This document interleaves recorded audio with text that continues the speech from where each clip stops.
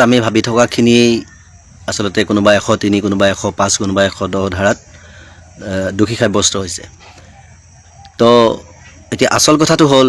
যে সেই দোষীসকলৰ শাস্তি কি হ'ব, আৰু চৰকাৰৰ ওপৰত বিশ্বাস নাথাকিলেও আইনৰ ওপৰত সদায় ৰাইজৰ বিশ্বাস থাকে। সেইকাৰণে আজি আইনৰ ওপৰত বিশ্বাস থকাৰ কাৰণেই ৰাইজে আশা কৰা মতেই আজি ৰিজাল্ট ৰাইজে পাইছে। কিন্তু ৰিজাল্ট ওলাল, 3 ধাৰাটোৰ যিটো শাস্তি হয় সেইমতে শাস্তি পাবনে নাই, নে মাজত আকৌ কোনোবা ওপৰুৱা মানুহ ওলাই বচাব খুজিব নেকি, সেইখিনিত চৰকাৰে গুৰুত্ব দিয়াটো চৰকাৰৰ দায়িত্ব হয়। আৰু দ্বিতীয় কথা হ'ল কি, যিটো সময়ত গৰিমা শইকীয়া বাইদেউ ডাঙৰীয়ানী তেখেতে দাদাৰ হত্যাৰ যি পৰিকল্পিত ভিডিঅ'বিলাক আমি পাইছিলোঁ, যাৰ পৰা আমি মানে পৰিকল্পনাৰ হত্যা বুলি ক'ব পাৰিছিলোঁ, সেই ভিডিঅ' নোপোৱাৰ আগত কিবা টকা পইচাৰ হিচাপ কিতাপৰ কাৰণে সিদ্ধাৰ্থ শৰ্মাক অসমলৈ মানে আহিবলৈ সুযোগ দিবৰ কাৰণে তেখেতে কন্দা কটা কৰি ৰাইজৰ ওচৰত আহ্বান জনাইছিলে। তো তেখেতেও তেতিয়ালৈকে জনা নাছিল যে এই হত্যাৰ লগত সিদ্ধাৰ্থ জড়িত আছে। তেতিয়া আমিও ভুল বুজি তেখেতক কিবা কিবি ককৰ্থনা কৰিছিলোঁ সেই সময়ত। কিন্তু তাৰপিছত যেতিয়া তেখেতে গম পালে যে এই হত্যাৰ লগত সকলোখিনি জড়িত হৈ আছে, তেতিয়াৰ পৰা তেওঁ আচলতে মানে আইন আদালতৰ ওচৰত বা প্ৰশাসনৰ ওচৰত বা চৰকাৰৰ ওচৰত দাদাৰ হত্যাৰ ন্যায় বিচাৰি জাষ্টিছ ফৰ জুবিন গাৰ্গ বুলি তেওঁৱে আৰম্ভ কৰিছিল। সেই তেওঁৰ আৰম্ভণিৰ জোচতেই আজি গোটেই অসমবাসী লাগি আজি এটা শুদ্ধ ৰিজাল্ট ওলাল। তেনে অৱস্থাত মই এগৰাকী কথা পাতিছিলোঁ তেখেত বাইদেউৰ লগত আজি কিছুদিনৰ আগত, 2-3 বছৰ আগত মেছেজত কথা পাতিছিলোঁ। তেখেতৰ নাম্বাৰো আছিল, কিন্তু তেখেত সেই সময়ত আচলতে খুব চৰকাৰৰ ঘোৰ বিৰোধিতা আছিল। চৰকাৰৰ বিৰোধিতা আমিও কৰিছোঁ, আমি এইবিলাকত কৰিছোঁ যিবোৰ সহ্য কৰিব নোৱাৰা। আজি জুবিন গাৰ্গৰ ন্যায় ক্ষেত্ৰত চৰকাৰে প্ৰথম অৱহেলা কৰাৰ নিচিনা কৰিছিল, বেলেগ বেলেগ টপিক আনিব খুজিছিল। সেইবিলাক কথা লৈ পেলাই আমি অকণমান মানে চৰকাৰক ককৰ্থনা কৰিছোঁ। বা যিটো সময়ত চৰকাৰে এই সম্প্ৰীতি গঢ়ি যোৱা এজন মানুহ হেৰাই গৈছিল, সেই সময়ত হিন্দু মুছলমান কৰি আছিল, বা যিটো সময়ত উচ্ছেদৰ নামত একাংশক হাৰাশাস্তি কৰিছিল, তেতিয়াও আমি চৰকাৰক ককৰ্থনা কৰিছোঁ, চৰকাৰক সমালোচনা কৰিছোঁ, বা ভদ্ৰতাৰে গালিও পাৰিছোঁ। ইমান অশ্লীল থকা কথা কোৱা নাই বা অশ্লীলতাৰ কথা কোৱা নাই। কিন্তু সেই সময়ত সেই শিখা শৰ্মা বোলা সেই মানুহগৰাকীয়েও চৰকাৰক ককৰ্থনা কৰিছিল বা সমালোচনা কৰিছিল, কিন্তু বেয়া বেয়া ভাষাৰে কৰিছিল, বা কোনো যুক্তি নথকা কথাটো তেওঁ সমালোচনা কৰিছিল। কিন্তু আজি হয়তো তেওঁ সেই দলত যোগদান কৰিছে, সেইটো নাজানো। এতিয়া সেই দলক সমৰ্থন কৰে আৰু সেই দলৰ নীতি নিয়মতেই এটা ধৰ্মকো তেওঁ আকৌ তুচ্ছ তাচ্ছিল্য কৰে। গতিকে সেই মানুহগৰাকীৰ এটা পোষ্ট পালোঁ যে তেওঁ বহুত কথা জানে বা বহুত কথা আছে, গৰিমা গাৰ্গকো জেৰাত আনিব লাগে, গৰিমা গাৰ্গটো হত্যাৰ লগত জড়িত আছে, মানে ডাঠি পিঠি কোৱাৰ নিচিনা এটা পোষ্টটো আমি পাইছোঁ। পোৱাৰ কাৰণে আচলতে ভিডিঅ'ত ক'বলৈ বাধ্য হৈছোঁ। তো তেনেকুৱাবিলাক কথা বতৰা আপোনালোকে শিখা শৰ্মা চাৰ্চ কৰি চালেই তেওঁৰ 3 নম্বৰ নে 4 নম্বৰ পোষ্টটোতে আপোনালোকে পোষ্টটো পাব। গৰিমা শইকীয়া গাৰ্গৰ বিষয়ে লিখিছে। মানে এগৰাকী, আপুনিও নাৰী হয়, মোৰ ফালৰ পৰা মই কৈছোঁ, আপুনি এগৰাকী নাৰী হয় আৰু তেখেতো এগৰাকী নাৰী হয়। এগৰাকী সতী নাৰীৰ স্বামীৰ প্ৰতি থকা শ্ৰদ্ধা হয়তো আপুনি বুজি নাপাব, কিয়নো আপুনি মন গ'লেই যিকোনো এটা মানে পাৰ্টিত গুচি যাব পাৰে, যিকোনো এটা ধৰ্মত মানুহৰ লগত সহযোগ কৰি দিব পাৰে, আৰু মন গ'লেই আপুনি বেলেগ হৈ যাব পাৰে। কিন্তু গৰিমা গাৰ্গ শইকীয়া ডাঙৰীয়ানী মোৰ এই গোলাঘাটৰে হয়। তেখেতৰ ঘৰ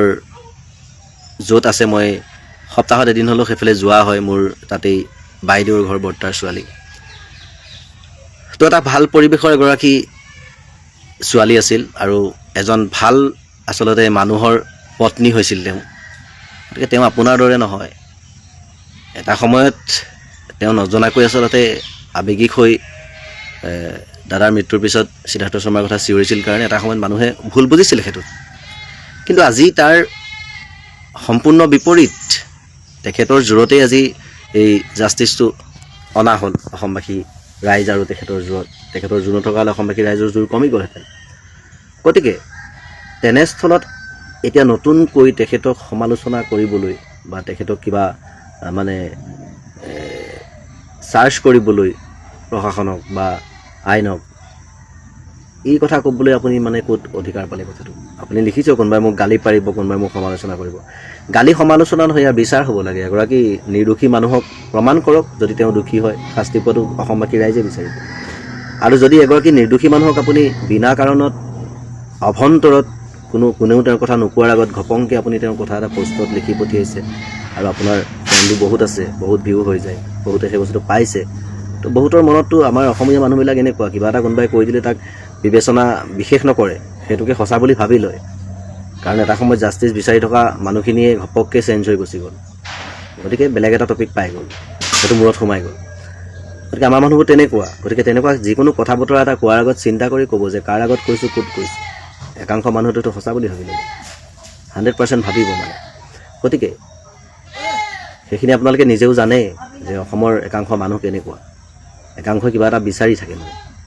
যে আজি জাষ্টিছ ফৰ জুবিন গাৰ্গ মৰি গ'ল, তাৰপিছতে আহি গ'ল মিয়া খদা কিবা বাংলাদেশী আমুক তামুক, তাৰপিছত দালি নিমখৰ কথা আহি গ'ল, মানুহ চব টপিক চেঞ্জ হৈ গুচি গ'ল।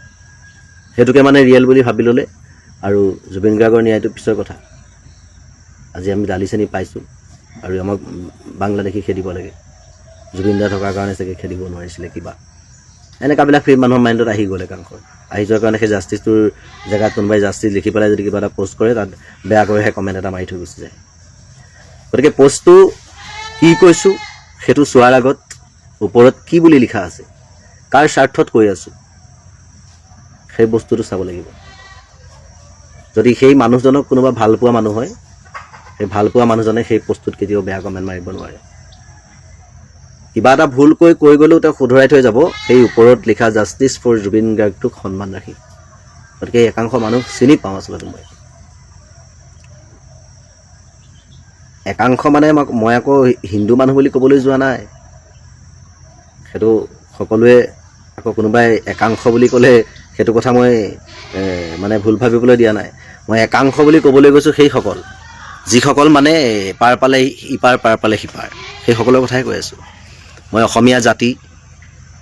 জাতিৰ কথা কোৱা নাই, একাংশ মানুহৰ কথাই কৈ আছোঁ। তাত হিন্দু মুছলমান বুলি কথা নাই। একাংশ মানুহ যি অকণমান কিবা পালে মানে সলনি হৈ যায়, সেই মানুহসকলৰ কথাই কৈ আছোঁ। তাত কোনোবা হিন্দুও পৰিছে, তাত কোনোবা মুছলমানো পৰিছে, সেইটো বুলি কথা নাই। কিন্তু একাংশ হিন্দু মানুহ আৰু একাংশ মুছলমান মানুহ বা একাংশ অসমত থকা বহিৰাগতৰখিনিৰ কথা মই নকওঁ, তেওঁলোকৰো একাংশ আছে। কিন্তু আকুৰ গুজ যে আমাক ন্যায় লাগিব। কিন্তু একাংশই এইটো পাহৰিছে। আৰু জুবিন গাৰ্গ ঘূৰি আহিলেই যেনিবা কিডাল নহ'ব, কাক দিব, আমাক একো দিয়া নাই নহয়, এইবিলাকক স্বাৰ্থপৰ বুলি কয়, নিজৰ কথা চিন্তা কৰে। কিন্তু তেওঁ কাৰোবাৰ কাৰণেতো বহুত কৰি গ'ল, দেশখনৰ কাৰণে, জাতিটোৰ কাৰণেতো বহুত কৰি গ'ল। আজি পষ্ট মেলন আহি গ'ল অসমলৈ, কেইটা ভাষাৰ গান গাই গ'ল, অকল ইংলিছ গানেই গাই গুচি গ'ল কোনেও বুজি নোপোৱাকৈ। কিন্তু জুবিন গাৰ্গ য'ত যাব তাত যি জাতিৰ মানুহ আছে সকলোৰে গান গাব। মোৰ অসমতেই তেওঁ বহু ভাষাৰ গান গাই গুচি গ'ল। অসমৰ পৰা গৈ তেওঁ ইংলিছ গান আপোনালোকে শুনিছেনে নাই নাজানো, কিন্তু তেওঁ ইংলিছ গান যেতিয়া গাব পষ্ট মেলন ক'ৰবাত থাকি যাব, যদি হাই নোটৰ গান গাবলৈ যায়। গতিকে জুবিন গাৰ্গৰ নোট কিমানলৈকে উঠে সেইটোতো আপোনালোকে জানেই। গতিকে সেইকাৰণে এটুকুৰা হীৰা আমাৰ মাজৰ পৰা হেৰাই গুচি গ'ল। সেইকাৰণেই কয় যে এটুকুৰা হীৰা। নোৱাৰোঁ আমি সেই স্থান পাবলৈ কোনেও। গান ময়ো তেখেতকে অনুকৰণ কৰি গান গাওঁ, গাঁৱত মোক আগতে জুবিন বুলিয়ে মাতে বা এতিয়াও মাতে, কিন্তু সেই গান গোৱাটো তেনেই সহজ কথা। কিন্তু জুবিন গাৰ্গৰ দৰে গান গোৱাটো অসম্ভৱ কথা, সহজটো দূৰৰ কথা, বা অসহজ কম সহজ বুলিও কথা নাই, সেইটো অসম্ভৱ। সেইজন এজন কিবা বেলেগ আছিল, মানে ঐশ্বৰিক শক্তি থকা। তেওঁ যলৈকে চুব খোজে তলৈকে চুই যাব পাৰে, আকাশ চুব পাৰে তেওঁ। আৰু আমি ঘেণ্টা নেকি? আৰু তেওঁক লৈ যি সমালোচনা কৰিব, তেওঁতকৈ মূৰ্খ আৰু পৃথিৱীত কোনো নাই। তো সেই কথাটো আজি মই এইটো কাৰণে ক'লোঁ যে তেখেতে সৃষ্টি কৰি গ'ল। পষ্ট মেলন আৰম্ভণি হৈছে লোকৰ সৃষ্টিৰ পৰা তেওঁ নিজৰ কণ্ঠৰে সৈতে মানুহৰ ওচৰত চিনাকি হোৱা। জুবিন গাৰ্গ নিজৰ সৃষ্টিৰে নিজে চিনাকি হোৱা। গতিকে জুবিন গাৰ্গৰ তুলনা কাৰোবাৰ লগত কৰি লাভ নাই। বাছ বেলেগ একো নকওঁ, খালি এতিয়া যিটো মানে আমাৰ চাৰ্জশ্বিটত দোষী ওলালে, সেই দোষীয়ে যাতে উচিত শাস্তি পায় তাৰেই দাবী কৰি আকৌ এবাৰ জাষ্টিছ ফৰ জুবিন গাৰ্গ, জয় জুবিন দা। ভাৰতবৰ্ষৰ ভিতৰতে পৃষ্ঠা হিচাপত আটাইতকৈ দীঘলীয়া আৰু ডাঙৰ চাৰ্জশ্বিট। অন্যতম আছে ইয়াৰ পিছতে বোধ কৰোঁ কাছবখন 11,000 সামথিং পেজ আৰু গৌৰী লংকেশ্বৰ 9,300 সামথিং পেজ আৰু সাক্ষীৰ ইয়াত যিমান সংলগ্ন কৰিছে 395 জন কিন্তু গৌৰী শংকৰত আছিলে আপোনাৰ 500 এবভ সাক্ষী সেইফালৰ পৰা আমি এটা যিখিনি ইয়াত সন্নিৱিষ্ট হৈছে আপুনি এতিয়া যিখিনি কৈছে প্ৰায়বোৰ কথা কিন্তু আপোনালোকে জুবিন গাৰ্গৰ মৃত্যুৰ দিনটোৰ পৰা আজি তাৰিখলৈকে বহুবাৰ আলোচনা হৈ আছে কিন্তু কিছুমান অকল টেকনিকেল কথা মানে আছিল মই তাৰ মাজতে এটা কথা জনাই লওঁ যে আমি যিমান দূৰ অৱগত হৈছো আমাৰ চ'ৰ্চৰ ফালৰ পৰা 4টা দিশৰ ওপৰত গুৰুত্ব দিয়া হ'ল মই আকৌ কৈছো যে আমি ক'ৰ পৰা কেনেকৈ পালো খবৰখিনি সেইখিনি নিশ্চয় সংবাদ মাধ্যমক সাধাৰণতে মানুহে নুসুধে তৎসত্ত্বেও আমি কওঁ যে আমি যিখিনি খবৰ লাভ কৰিছোঁ 4টা বিষয়ত কেন্দ্ৰীভূত এটা হ'ল মেডিকেল তাৰ মানে স্বাস্থ্যজনিত দিশ জুবিন গাৰ্গৰ তেওঁৰ মেডিকেল হিষ্ট্ৰী ইত্যাদি দ্বিতীয়টো হ'ল ডিজিটেল মানে এই যে আমি লেপটপ পাইছোঁ মোবাইল ফোন পাইছোঁ হোৱাটছএপৰ কনভাৰচেশ্যন বা কথোপকথনৰ বা চাটিঙৰ আমি স্ক্ৰীনশ্বট ইত্যাদি ভাইৰেল হ'ল এইবোৰ জব্দ কৰা হৈছে আৰু চতুৰ্থটো হ'ল অৰেল মৌখিক অৰ্থাৎ যিটো কথা ইতিমধ্যে আলোচনা হৈছে এই যে ডিজিটেলত পালোঁ মেডিকেলৰ কথাখিনি আহিলে আৰু তাৰ লগে লগে যিটো প্ৰসংগ আমি উত্থাপন কৰিব খোজোঁ সেইটো হ'ল যে ফাইনেন্সিয়েল আন এটা দিশ অৰ্থনৈতিক দিশটো ইয়াত জড়িত হৈ আছে তাৰ পাছত পতিয়নযোগ্য ভাষ্য বা জবানবন্দী যদি পাইছে সেইখিনিৰে ৰিজনি কৰি এই কথাখিনি আগবঢ়োৱা হৈছে পুনৰ আপোনাৰ কাষলৈ আহিছোঁ প্ৰথম কথা হ'ল এনে এখন চাৰ্জশ্বীট নিৰ্দিষ্ট সময়সীমাতকৈও এসপ্তাহৰ আগত প্ৰায় 84 দিনৰ পিছতে এই SIT তদন্তকাৰী সংস্থাই দাখিল কৰিব পৰাটো স্বাভাৱিকতে এটা কৰ্তৃত্বৰ বিষয় আৰু ইয়াত অহৰহ ধৰণৰ এটা জনসাধাৰণৰ প্ৰেছাৰ আছিল ৰাজনৈতিকভাৱে হয়তো মুখ্যমন্ত্ৰীও জনৰোষত পৰাৰ ভয়তে প্ৰেছাৰ দিছিল আৰু সেইফালৰ পৰা ইনভেষ্টিগেশ্যন এজেঞ্চিটোক আমি ধন্যবাদ দিব লাগিব আৰু আমি আৰম্ভণিৰ পৰা ইয়াতে বহুবাৰ আলোচনা কৰিছিলোঁ যে CBI এনকুৱাৰী নালাগে আমি SITৰ ওপৰত এটা ভৰসাও ৰাখিছিলোঁ হয় কৈছিলে এই কথাটো মন কৰিব আপোনালোকে গতিকে SITয়ে দিয়া এখন একেচাতে ওলাই কৰিব পৰা নাযায় আৰু এটা কথা ঠিক এনে এখন চাৰ্জশ্বীট লিখিবলৈ মানে অসম পুলিচততো বহু সাহিত্যিক আছে ডক্টৰ শৰৎ ফুকন আমাৰ ডেকা ছাৰ হৰেকৃষ্ণ ডেকা কুল শইকীয়াৰ পিছত আৰু যে সাহিত্যিক নোলাব ঠিকনা নাই এইখন এখন অহা দিনবোৰত এখন অসমীয়া সাহিত্যৰ এই কেছ ডায়েৰীখনেই বা চাৰ্জশ্বীটখন এখন অসমীয়া সাহিত্য হাৰিব কাৰণ তাৰ আগত যেতিয়া বিচাৰক ৰাজখোৱাৰ ফাঁচি সেই কেছ ডায়েৰীখনৰ বাক্যবোৰেই অসমীয়া সাহিত্যৰ ভাল সাহিত্য হৈছে আজিও আমি উপন্যাসৰ দৰে পঢ়ি এতিয়াও হাৰিকৌ জোনালী ৰাজখোৱাহঁতৰ হত্যাৰ যে গোচৰটো কেছ ডায়েৰীখনে গতিকে এইখনো যে সেই বিচাৰক ৰাজখোৱাৰ ফাঁচিৰ দৰে মনোৰম সাহিত্য নহ'বগৈ তেনেকুৱা কোনো মই হ'ব বুলি মই আশা কৰোঁ আৰু এখন সেইকাৰণে মই আজি ছ'চিয়েল মিডিয়াত লিখিছোঁ যে এখন মহাকাব্যিক এই পৰ্যায়লৈ অসমৰ পুলিচৰ উত্তৰণটোৰ কাৰণে গৃহমন্ত্ৰী হিচাপে মই মুখ্যমন্ত্ৰীক মানে ধন্যবাদ দিছোঁ এইটো ভাবিব নালাগে যে এটা ইনচাল্টিং মই হেৰি কৈছোঁ এইটো মানে মই সঁচা কৈছোঁ মানে কিন্তু কথা হ'ল ইয়াত এটা কথা আজি নতুনকৈ এই হেৰিখনত যোগ হৈছে এই কথাটো এবাৰো চৰ্চালৈ অহা নাছিল শ্যাম কানু মহন্তই আপোনাৰ হেৰিয়ৰ পৰা জুবিন গাৰ্গৰ পৰা পইচা ধাৰ লোৱা কথাটো বাকীটো আমি সকলো জানো আচাৰ বিক্ৰী কৰা মাকে ঘৰে ঘৰে আচাৰ বিক্ৰী কৰি থকা পৰিয়ালৰ ল'ৰাটোৱে চাইকেল মাৰি গুৱাহাটীত ঘূৰি ফুৰা ল'ৰাটোৱে কিমান সম্পত্তি কিমান কি গোটাইছিল সেইবোৰতো চকুৰ আগত মানুহে দেখি আছিল কম সময়ৰ ভিতৰত সিদ্ধাৰ্থ শৰ্মা অকল জুবিন গাৰ্গক চেপি যে কৰি আছিল আৰু এই সন্দেহটো আমি এজাহাৰটো আপুনি আমাৰ এজাহাৰখনো পাইছিল প্ৰথম দিনাখনৰ পৰাই আমি এই কথাটো কৈছিলোঁ যে টকা পইচাৰ কাৰণে এইটো পৰিকল্পিতভাৱে মাৰ্ডাৰ কৰিছে হয় তেওঁক ডিঙি কাটি বা মৰিয়াই মাৰি হত্যা কৰিব নকৰে কিন্তু এইটো যে এটা পৰিকল্পিতভাৱে হত্যাকাণ্ড আছে এতিয়া কথা হ'ল মানুহে মই এইখন কেতিয়াও ঢিলা চাৰ্জশ্বীট বুলি ক'বলৈ খোজা নাই এইখন নিশ্চয় চাৰ্জশ্বীট কঠোৰৰ পৰা কঠোৰতম হ'ব তাত মোৰ কোনো অলপো সন্দেহ নাই কিন্তু এটা কথা মই আগতেও কৈছোঁ যে যেনেকৈ অপৰাধীয়ে তদন্তকাৰী বিষয়াৰ কাৰণে যেনেকৈ এটা অপৰাধ কৰাৰ পিছত যিমান বিখ্যাত অপৰাধী হ'লেও এটা ক্লু থৈ যায় আৰু তদন্তকাৰী অতি দক্ষ তদন্তকাৰী বিষয়াৰ চাৰ্জশ্বিটতো কিন্তু তদন্তত সুৰুঙা থাকি যায় আৰু ডিফেন্স উকিলে সেইবিলাকেই দক্ষ ডিফেন্স উকিলে মানে খুচৰি খুচৰি উলিয়াই এইটো কোৰ্চ এক্সামিনেশ্যনৰ পিছত কাৰণ কোৰ্চ এক্সামিনেশ্যনটো মানে আমি মানে বহুতে আদালতক দুখ দিয়ে এই আদালতে মানে এইটো জাজমেণ্ট নিদিলে প্ৰকৃতি এইটোহে হৈছিলে কিন্তু আদালতৰ গাত কোনো দুখ নাথাকে আদালতে যুক্তি তথ্যৰ ভিত্তিত দিয়ে এই ছাৰে হয়তো তেওঁৰ জীৱনত হয়তো এনেকুৱা কেছৰ বহু জাজমেণ্ট দিছে আৰু মই নিজেও বহুবাৰ মই কোৰ্চ এক্সামিনেশ্যনৰ সন্মুখীন হৈছোঁ অসমৰ বাঘা বাঘা উকিলৰ মানে ক্ৰিমিনেল লয়াৰৰ মই 4-5 দিনকে কণ্টিনিউৱাছলি মই জেৰাৰ সন্মুখীন হৈছোঁ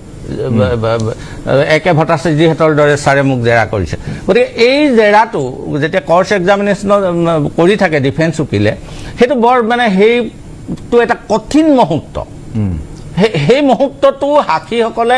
পাৰ কৰাই নিব নোৱাৰাৰ কাৰণে তাত ভুল কৰি দিয়াৰ কাৰণে সকলোবোৰ শিকাই বুজাই লোৱাৰ পিছতো ভুল কৰি দিয়াৰ কাৰণেও কেতিয়াবা কেছৰ জাজমেণ্ট ইফাল সিফাল হয় তাৰ কাৰণে চাৰ্জশ্বিটখন দুৰ্বল বা কিবা অন্য বুলি নহয় যিসকল ইয়াত আমি এটা কথাই ভাবিছোঁ যে পানিছমেণ্ট পাবৰ কাৰণে এখন বিৰাট ব্যাগুম যে মহাকাব্যিক দৰে এখন চাৰ্জশ্বিট হ'ব লাগিব তেনেকুৱাও কথা নাই কোনোবাই 4 পেজ 20 পেজৰ এখন চাৰ্জশ্বিটতো ভাল পানিছমেণ্ট হয় ভালটো এতিয়া কথা হ'ল কি ইয়াত আনডিটেইলছ মানে বহু সাক্ষী সংলগ্ন কৰিছে নেকি এই কথাটো চাৰ্জশ্বিটৰ কপিটো যেতিয়া আহিব তেতিয়া কথাটো পোহৰলৈ আহিব কাৰণ 395 জন সাক্ষী 394 জন সাক্ষী কোৰ্টত নো ডাউট এইটো চিফ মিনিষ্টাৰে কৈছে চিফ মিনিষ্টাৰে যেতিয়া চিঠি লিখিব ন্যায়ালয়লৈ আৰু উচ্চ ন্যায়ালয় নিশ্চয় এইটো দৈনন্দিন এইটো কেছ ফাৰ্ষ্ট কোৰ্টত দৈনন্দিন শুনানিৰ কাৰণে দিব এইটো কোনো সন্দেহ নাই কিন্তু তাৰ পিছতো সেই 394 জন সাক্ষীৰ যেতিয়া কোৰ্চ এক্সামিন হ'ব তেওঁলোকে কিমান দক্ষতাৰে সেইটো হেৰি কৰি নিব কিন্তু মই এই কথাটো নাভাবোঁ যে এই গোটেই মাৰ্ডাৰটো এইকেইজনক দোষী সাব্যস্ত কৰিবৰ কাৰণে গোটেই 394 জন সাক্ষীৰ কোৰ্চ এক্সামিনেশ্যনৰ দৰকাৰ হ'ব ইয়াত আনুষংগিকভাৱে নিশ্চয় টকা পইচা লেনদেনটোক এটা গুৰুত্ব দি পিনি বিভিন্ন আনুষংগিক উপকাহিনী সৃষ্টি কৰাৰ কাৰণে ইমান ডাঙৰ এটা চাৰ্জশ্বিট হৈছে কিন্তু মোৰ কথাটো হ'ল এই যে ছিংগাপুৰৰ পৰা মানুহকেইজন আহিছিল সাক্ষী দিবলৈ আৰু তেওঁলোকৰ নিশ্চয় সাক্ষী কিছু কেইবাজনো 164 এতিয়া BNS-ত 183 নিশ্চয় কোৰ্টত ৰেকৰ্ড কৰিছে আৰু সেই সাক্ষী সেইকেইজনক নিশ্চয় সাক্ষী কৰিছে আৰু সেই সাক্ষীকেইজনৰ ওপৰতে নিৰ্ভৰ কৰি কিন্তু কনভিক্ট হ'ব ঠিক আছে মই আকৌ আহি দিয়া মৰম সেয়া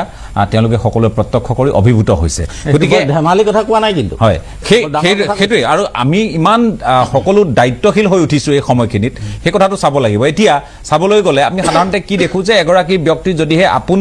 তেওঁৰ নহয় তেওঁৰ যদি বিশেষ সম্পৰ্ক নাথাকে তেওঁ গোচৰ চলে ক'ৰবাত শপতনামা দিব লাগিব ক'ৰবাত FIR দিব লাগিব এই কথাবোৰ ভবাৰ কথাই অহা নাছিল অসমত কিমানখন এজাহাৰ দাখিল হ'ল তেওঁলোকেও জানে যে এইখিনি প্ৰশ্নৰ সন্মুখীন তেওঁলোকো হ'ব আদালতত আপুনিওতো আপোনালোকে PIL কৰিছে আপোনালোকো প্ৰশ্নৰ সন্মুখীন হ'ব আপোনালোকে হাতীগাঁও থানাতো আপোনালোকে এখন এজাহাৰ দাখিল কৰিছে আৰু যদিও বা সকলো সংলগ্ন কৰা হৈছে কিন্তু এজাহাৰকাৰীসকলকতো মতা হ'ব সোধা হ'ব তেওঁলোকৰ ক্ৰছ এক্সামিনেশ্যন নিশ্চয়কৈ হ'ব বহুতে ভাবিছে যে নহ'ব কিন্তু সেইটোতো হ'বই ইভেন হেৰিয়তো হ'ব ন্যায়িক আয়োগতো হ'ব যিসকলে শপতনামা দিছে য'ত আমিও দিছোঁ গতিকে মই আপোনাৰ কাষলৈ আহিছোঁ পলাশ ৰঞ্জন বৰুৱা যে এতিয়া কথাটো হৈছে যে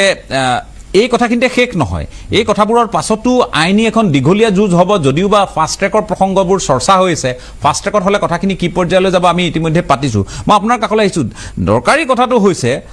যে ইয়াত এটা শব্দৰ প্ৰয়োগ বাৰম্বাৰ কৰি মই জোৰো দিব খুজিছোঁ মই বিমলৰ সৈতেও সেইটো কথা পাতিম সেই শব্দটো হৈছে জুবিন গাৰ্গে সুৰাপান কৰা নাছিল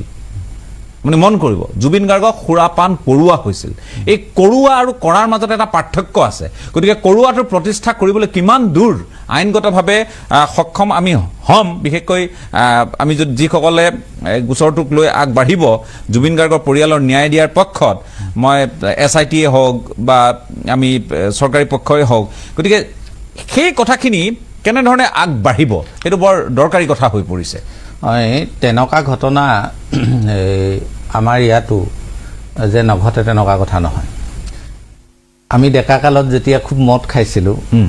দয়ানন্দ বৰগোহাঁই ছাৰে সদায় কৈছিল দেখিবি দেই তহঁতৰ কিন্তু ভৱিষ্যত আছে বেছিকে খুৱাই বৰবাদ কৰি দিব এই কথাটো কিন্তু আমাক বহু বছৰ বেছিকে খুৱাই খাইছিলে খুৱাই এইটো মানুহে এতিয়া বহুতে ক'ব পাৰে যে এজন এডাল মানুহক প্ৰাপ্তবয়স্ক মানুহক কোনোবাই জোৰ জবজ মুখত ঢালিটো মদ খোৱা নাই আচলতে সেইটো কথা নহয় মানুহ এটা যেতিয়া মাৰ্ডাৰ কৰিম বুলি এটা ঠিক কৰি লয় এটা প্লেন কৰি লয় ছমাহৰ আগৰ পৰা বা এক দুবছৰ আগৰ পৰা আৰু সেই মানুহজন যিহেতু ছাৰ আগতে অনবৰত তেওঁৰ লগত থাকে তেওঁৰ সকলোবোৰ কথা জানে তেতিয়াহ'লে মদ খোৱা মানুহ এজনক মদ খোৱা মানে মদাহী নহয় মদ খোৱা মানুহ এজনক আৰু বেছি মদ খাবৰ এটা পৰিৱেশ তৈয়াৰ কৰি দিয়াটো একো ডাঙৰ কথা নহয় সেইটো হিন্দী চিনেমাটো আমি দেখিছোঁ তেনেকুৱা কৰি পিনি আপোনাৰ ঘটনা ঘটায় আৰু বাস্তৱতো সেইটো হয় ইভেন মই ক'লোৱেই নহয় উদাহৰণ আমাকে এই কথাটো আজিৰ পৰা 10-15 বছৰ আগত কৈছিল হা আমাক সদায় সকিয়নি দিয়ে দেখিবি দেই এনেকুৱা গতিকে এইটো হেৰি কোৱাত মানে অসুবিধা নহ'ব অসুবিধা এই কাৰণেই নহ'ব এই ঘটনাটোত মানুহে ভাবি আছে যে আপোনাৰ ছিংগাপুৰত হ'ল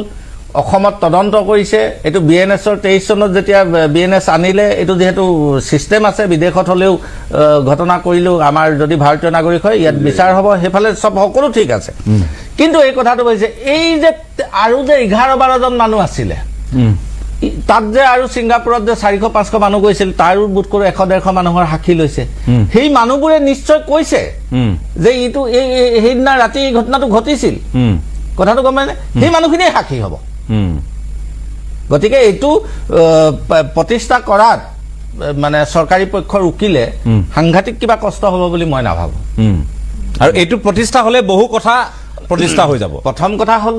এইটোতো এটা কথা ঠিক আমি এটা আশালৈ থাকো আমি আশালৈ যিহেতু আছো ন্যায় পায় প্ৰশ্ন আছে চৰকাৰক সমালোচনা আপুনি কৰিবলগীয়া আছে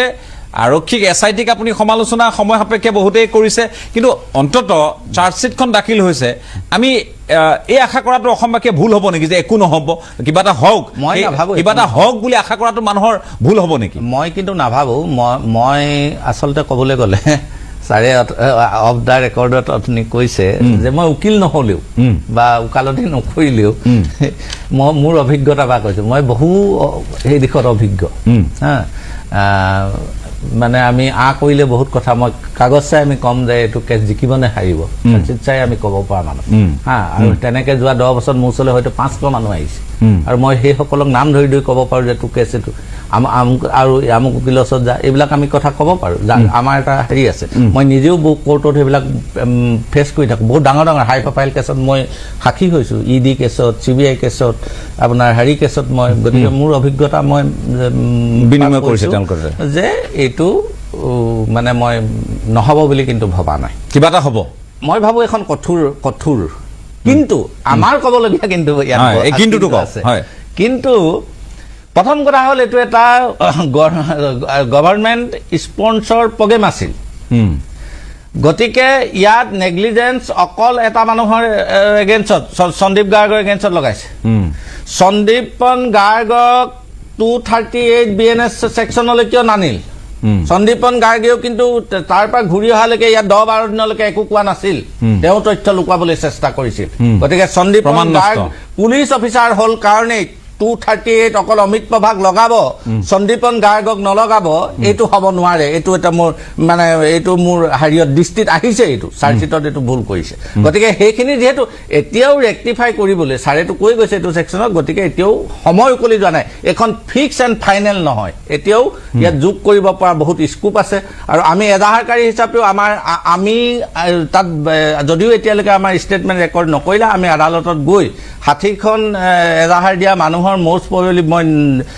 স্পেচিয়েলি জানো নগাঁও বিৰিঞ্চিক CIDয়ে কিবা সোধা পোছা কৰিছিল বাকী বহুতক কৰা নাই গতিকে আমি নিশ্চয় এইখিনিত গৈ আমি দৃষ্টিগোচৰো কৰিব পাৰোঁ দ্বিতীয় কথা এই যে এটা অফিচাৰবিলাক তাত ইণ্ডিয়ান হাই কমিশ্যনৰ যিবিলাক অফিচাৰ আছিলে স্পন্সৰ প্ৰগ্ৰেমটো চাবলৈ